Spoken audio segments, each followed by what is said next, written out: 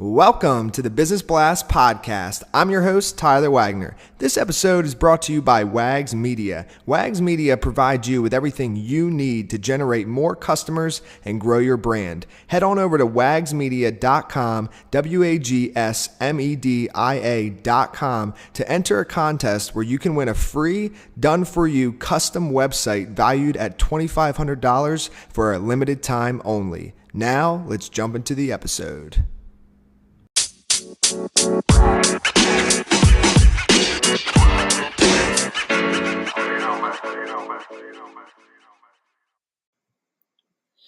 All right, everyone. Welcome back to another episode of the Business Blast Podcast. I'm your host, Tyler Wagner. Today, I have Damion Lupo with us. He is the 5th degree black belt founder of Total Control Financial, which is a firm that helps people use their IRA and 401k money to invest in real estate, gold, and crypto. So welcome to the show, man.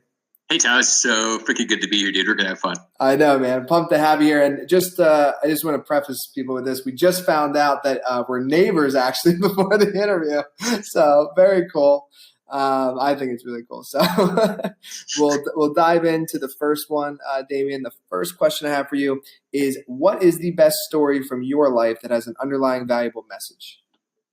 The best story is my process of losing $20 million, and the experience of doing that really taught me that my net worth and my self-worth were not the same thing. And because I had been focusing on all the money in my 20s to build up this $20 million thing, having lost it really taught me that there was something different, that I was separate from my balance sheet. That one thing could never have been learned in a book or from somebody telling me. I had to live through it. So fortunately I did live through it, but going through that thing also taught me that making mistakes is probably the gift. It's not the thing to fear. And so now it's about making them faster. Wow, man. Okay. So if you don't mind, I'd love to dive deeper into that. Can you tell us a little bit more? What was the business? How did you lose the $20 million? That's wild. Like everybody else in 2008, my ego drove a ship off a cliff. Oh, wow. Yeah. Basically, I built up a real estate business where I was buying real estate all over the country. I went to seminars, I listened to what they said, and I did exactly what they said, which is smart, because if you just pretend, hey, I don't know anything, which is true, we usually don't know anything, and then listen to people that have done it, you can make a lot of money.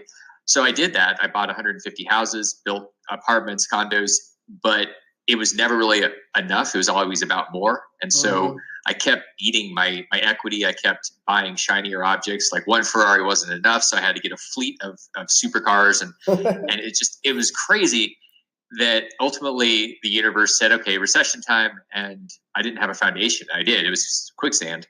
So when 2008 happened, I had a huge reset switch called a train drove over me. Sorry, I don't mean to laugh at it, but it's funny now because I'm still here. I got up, I just got passionate a little bit.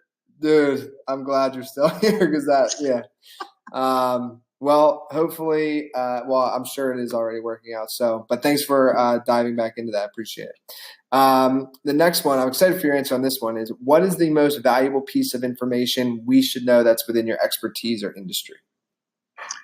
The most valuable piece of information. I mean, the focus that I have on, you mentioned that the business that I work on is the QRP. It's really the tool that gives people the ability to unshackle their financial, their handcuffs. And it gives you access to your retirement money so that you can invest the way you want to and design a retirement, design a life versus having one by default. I look at people and it seems like people are just handing their money over, smoking a bunch of opium, and then they think they're going to wake up one day and there's going to be this magical pile of money. And so I give people a tool to create that pile of money so that it's not just a hope and a dream, but it's actually a reality that you can count on. So it's really the QRP. I mean, it's one of the books I wrote so that people could really get that information and become empowered by it.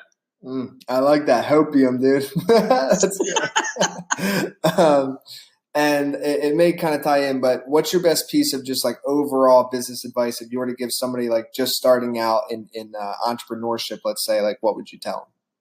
Ignore all this BS that you got as a kid where they said if you make 5 out of 10 right, then you're a failure. The truth is if you make 5 out of 10 right in the real world, you're a billionaire. So fail faster, fail often, fail frequently. Just keep failing and you realize that it's how you actually are going to become wealthy and you're going to create a life. You can't be afraid of making mistakes, but that judgment keeps us pinned down, and you have to forget that from your childhood.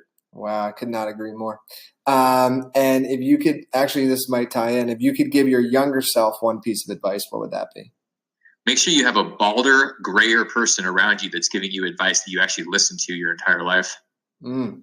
And in your opinion, what is the key to happiness? It's definitely not the Lambos. We know that. No, I mean these human needs we have: significance and security. We chase the money, we chase the shiny objects.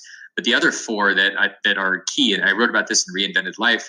They're the peak life, which is your people, the experiences, the environment, and the contribution. And the last one, that C, that's where the juice of life is. It's what your contribution is. It's not about consumption. It's literally about contributing. And when you contribute, the money becomes a side effect, and everything else that you think you wanted actually shows up automatically. But you got to focus on the contribution, and then all of a sudden, then the magic happens. I mean, truly and really.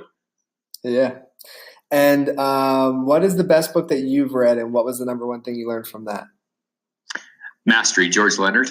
And he passed away. He was a martial artist. And it applies to people that are doing martial arts, or basically if you're breathing.